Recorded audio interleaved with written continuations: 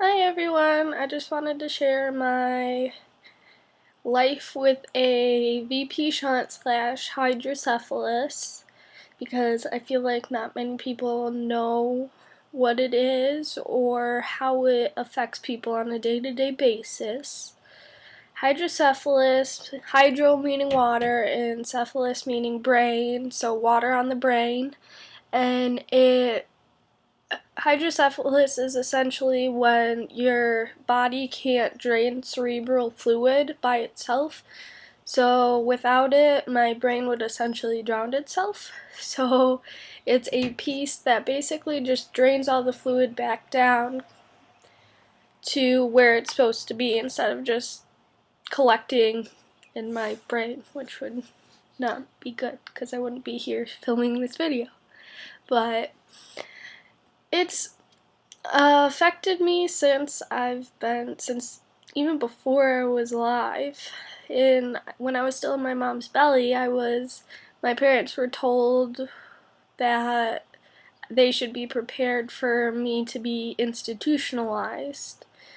And from that day forward, my life was gonna be different, which is alright because I'm here today filming this video. I'm alive and I'm well, so I guess a little backstory. I was pretty much essentially normal weight, and except for my head was really big due to all the cerebral fluid in my head, and which is very common for babies born with hydrocephalus for their heads to be very, very, very large. And after my surgery, I went into surgery and everything and had my first VP shunt placed at a couple days old. And after that, my head was really, really, really small. Even today, it's a lot smaller. I know you can't really tell, but it's a lot smaller than where it's supposed to be today. And which is giving me a lot of trouble with things, but it's whatever. I'm alive. And growing up, it was kind of hard. I was just always different, you know. I couldn't go out and play with my friends in gym. I couldn't play soccer because too scared of getting hit in the head with a soccer ball, and I had to have a special accommodation in school because I learned differently because of my shunt, and it was just difficult. And in 3rd grade, which is really funny, I've been in special ed, I guess, or had special accommodations since I've been in 3rd grade. I had no idea. No idea. I was just, normal little kid, doing my own thing. And in 6th grade, I was in my special ed class, and my teacher was moving to a new room, and all her stuff said special ed on it, and I was just like, what? What is this? And I went home, I was like, Mom, I'm special. And she was like, no, yeah, we know that. No, Mom, I'm in special ed. And she was like, sweetheart, you've been in it since you've been in 3rd grade. And I'm just like, mind blown. And so I thought that was really funny. Ever since then, I've just accepted the fact that I learn differently, and that's fine. Today I am a junior in college, and I don't have any accommodations. I do it all by myself, so yay, go me. I'm learning what works for me and what doesn't, but yeah, in 3rd grade, I had what would be my 2nd shunt placed. I was 8.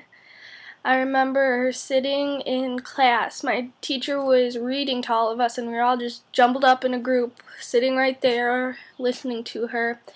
And a big sign of when your shunt is failing is when you will start not necessarily throwing up, but the fluid has no place to go, so because your brain's literally drowning itself at that point. So I would just literally throw up, just plain of all the fluid. I had bloody noses, but it was just not blood, it was the fluid. And I missed a lot of school. My parents weren't exactly sure because they didn't know what the signs were of it yet.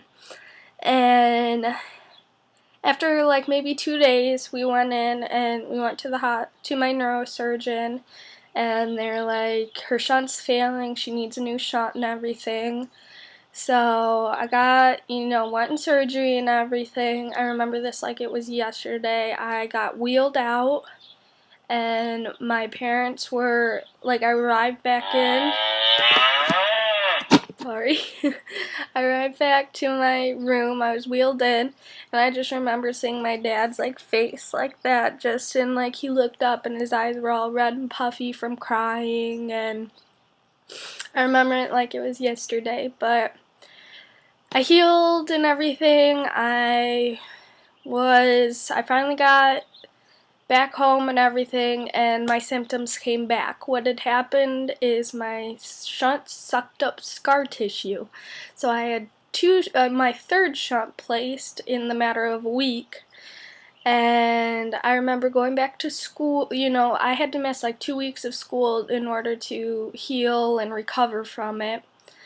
And I remember the day I went back to school, they made a hat day for me because my shunt's right about here, and they had to shave all of this, all of my head, like right there. So I was missing a lot of my hair, and it was really scary. Like, it looked really scary with all the stitches and everything, and it was bright purple, and it was just not pretty. So everyone, not just my class, the whole school had a hat day for me, and I just was so touched by that they cared that much. I had all my class wrote me a thank you card, not thank you cards, what?